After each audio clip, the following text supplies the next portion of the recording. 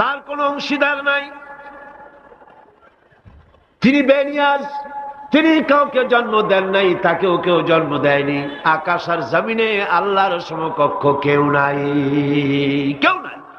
তিনি এক এবং একক।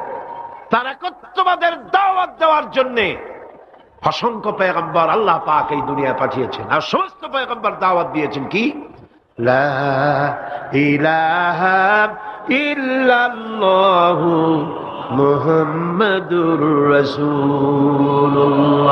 সবাই দাওয়াত দিয়েছেন লা ইলাহা ইল্লাল্লাহ, লা ইলাহা ইল্লাল্লাহ, লা ইলাহা, লা ইলাহা ইল্লাল্লাহ। কোন ইলাহ নাই, কোন আইনদাতা নাই, কোন বিধানদাতা নাই, কোন শাসনকর্তা নাই আল্লাহ ছাড়া।